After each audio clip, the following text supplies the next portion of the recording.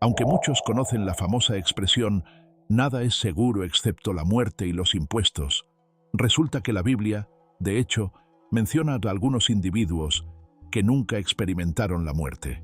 Aunque muchos podrían pensar inicialmente en Jesús como un ejemplo, es una creencia central en el cristianismo, según los evangelios, que Jesús sí murió antes de su resurrección de entre los muertos. Sin embargo, la Biblia nos da los nombres de 3 individuos que nunca vieron la muerte. El tercer individuo es el tema de uno de los mayores misterios de la Biblia. Número 1. Enoc. El primer hombre en la Biblia que, según se dice, nunca murió, fue Enoc, uno de los descendientes de Adán, pero no a través de Caín ni Abel, sino del tercer hijo de Adán y Eva. También fue el bisabuelo de Noé y parte del linaje de otras figuras notables de la Biblia. En una era en la que Dios aún no había establecido el límite de 120 años de vida, como se menciona en Génesis 6:3, muchas personas vivían más de un siglo. Sin embargo, Enoc desafió las expectativas. Se convirtió en padre a los 65 años y finalmente vivió hasta la avanzada edad de 365 años. Durante este período tumultuoso antes del gran diluvio, la mayoría de las personas no caminaban fielmente con Dios.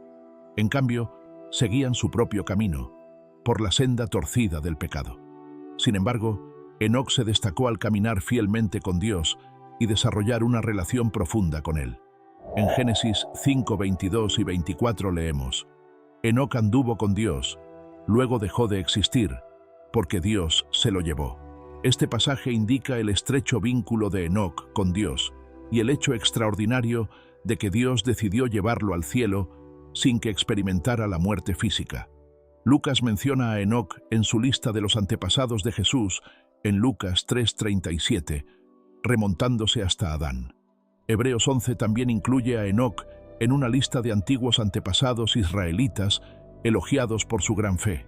Hebreos 11, 5-6 dice: Por la fe, Enoc fue llevado de este mundo, para que no experimentara la muerte. No se le halló, porque Dios se lo había llevado. Pues antes de ser llevado, recibió testimonio de haber agradado a Dios. En realidad, sin fe es imposible agradar a Dios, ya que cualquiera que se acerque a Él tiene que creer que existe y que recompensa a quienes lo buscan con sinceridad. A lo largo de la Biblia, la frase «Dios se lo llevó» se utiliza repetidamente al referirse a Enoc. El libro de Hebreos aclara que esta frase no es simplemente simbólica. Significa que Enoc no experimentó la muerte como lo hacemos normalmente. Hebreos 11:5 refuerza esto al declarar: Por la fe, Enoc fue llevado de este mundo para que no experimentara la muerte. Enoc también fue bendecido con el don de la profecía. Profetizó la venida de Jesucristo, como se describe en Judas 1:14-15.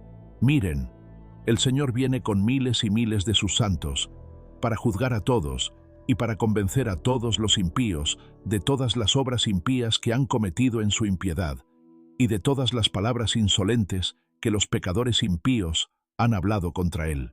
Pero el legado de Enoc no terminó con él.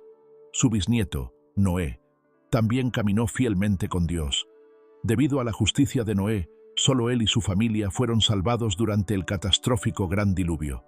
La vida de Enoc es un poderoso testimonio de fe, obediencia y verdad, lo cual agradó a Dios a tal grado que decidió llevar a Enoc de este mundo terrenal. Imagínalo. Número 2. Elías. La figura más conocida de la Biblia que no murió fue Elías, un profeta durante el reinado del rey Acab y la reina Jezabel en Israel. Fue conocido por su valentía al hablar en contra de los ídolos y los falsos dioses que el pueblo de Israel había comenzado a adorar. También realizó muchos milagros, como hacer caer fuego del cielo para demostrar que el Dios de Israel era el verdadero Dios. 2 Reyes 1:10-12. Dios utilizó a Elías para provocar arrepentimiento y reforma en Israel. Durante este tiempo, la nación israelita se había desviado de la fe de sus antepasados, abandonando a Dios para adorar ídolos paganos. Este cambio hacia la idolatría fue instigado por el malvado rey Jeroboam. Jezabel, la esposa del rey Acab, era particularmente devota a la adoración de ídolos e influenció a su esposo para construir un templo al dios pagano Baal. Este acto llevó a muchos israelitas a apartarse de la adoración del Dios verdadero. Al presenciar la decadencia espiritual de su nación, el profeta Elías se enfrentó a la impiedad del rey Acab, instándolo a arrepentirse y volver al Dios de Israel. Sin embargo, el rey se mantuvo obstinado y no quiso escuchar el consejo de Elías. En respuesta, el profeta Elías profetizó que habría una sequía severa como castigo, sin lluvia ni rocío sobre la tierra hasta que él orara para que terminara. Durante 3 años y medio, los cielos permanecieron cerrados, causando una sequía y hambruna generalizadas en toda la tierra. La historia de que Elías no murió y ascendió directamente al cielo es aún más clara y dramática que la de Enoc. Eliseo, el asistente de Elías, fue advertido de la partida de su maestro. En 2 Reyes 2:3 está escrito: los hijos de los profetas que estaban en Betel salieron al encuentro de Eliseo y le dijeron: ¿sabes que hoy el Señor va a quitarte a tu maestro? El día elegido por Dios, Elías partió de Gilgal, acompañado por Eliseo. Llegaron a las orillas del río Jordán, seguidos por 50 jóvenes profetas de Jericó, que se quedaron a la distancia observando. Elías tomó su manto, lo dobló como un bastón y golpeó el agua, lo que provocó que el río se dividiera. Los profetas cruzaron el río sobre tierra seca, caminando junto a Eliseo a través de las aguas divididas. Mientras continuaban su camino, Elías le preguntó a Eliseo si había algo que deseara antes de que Dios se lo llevara. Eliseo expresó su deseo de recibir una doble porción del Espíritu Divino de su maestro. Elías le aseguró que, aunque era una petición significativa, se le concedería si Eliseo presenciaba la ascensión de su maestro al cielo. Mientras seguían conversando, de repente apareció un carro de fuego tirado por caballos de fuego, separándolos. Elías ascendió al cielo en un torbellino, como se describe en 2 Reyes 2:11. Pocos misterios en la Biblia han despertado más interés que el enigma de la identidad de Melquisedec. Este es ampliamente considerado uno de los mayores misterios de la Biblia.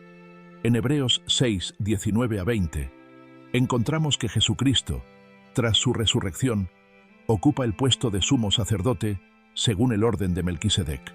La traducción de Moffat lo expresa de manera más directa, afirmando que Jesús tiene un estatus equivalente al de Melquisedec, descrito como con el rango de. Entonces, ¿quién es Melquisedec? Primero vale la pena señalar, tanto del Antiguo como del Nuevo Testamento, que la figura enigmática de Melquisedec servía como sacerdote del Dios Altísimo. Según se detalla en Génesis 14, durante esa época hubo una guerra entre varias ciudades-estado antiguas en Canaán y Mesopotamia.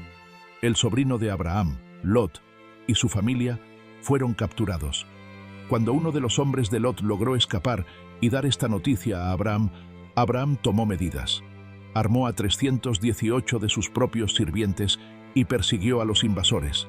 Los alcanzó y logró rescatar a Lot y a su familia, devolviéndolos sanos y salvos a las ciudades cananeas. Al regresar Abraham de esta audaz misión de rescate, una figura misteriosa apareció repentinamente en escena. Era Melquisedec, quien se presentó para ministrar a Abraham. Este es el relato en Génesis 14, 18-20. Entonces Melquisedec, rey de Salem, sacó pan y vino. Él era sacerdote del Dios Altísimo. Y Melquisedec bendijo a Abraham, diciendo: bendito sea Abraham por el Dios Altísimo, creador del cielo y de la tierra. Y bendito sea el Dios Altísimo, que entregó a tus enemigos en tu mano. Y Abraham le dio a Melquisedec 1/10 parte de todo, es decir, 1/10 de todo, porque 1/10 significa 1/10 parte. Tomemos nota de 3 puntos clave sobre Melquisedec. 1.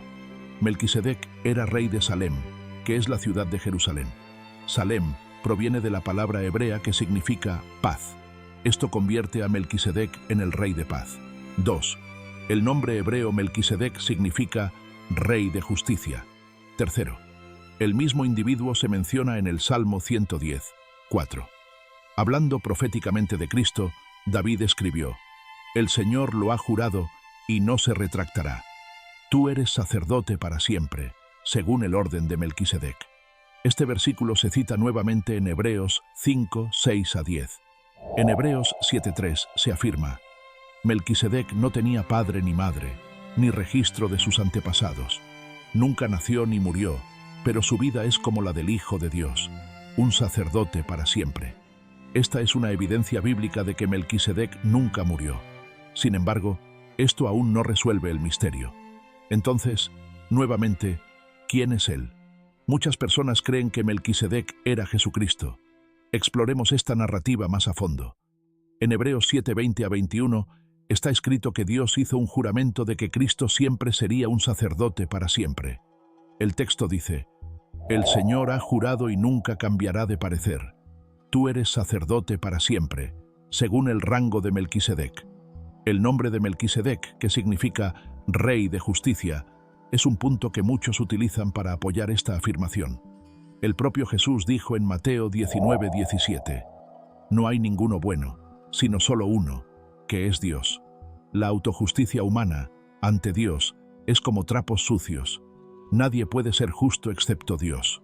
Por lo tanto, que el nombre de Melquisedec signifique Rey de Justicia le da peso a esta narrativa. Regresando a Hebreos 7, también aprendemos que este hombre era el Rey de paz. Salem, de donde proviene el nombre de Jerusalén, significa paz. De manera similar, Jesús es llamado el Príncipe de Paz. Esto implica que ningún ser humano podría ser el Rey de paz.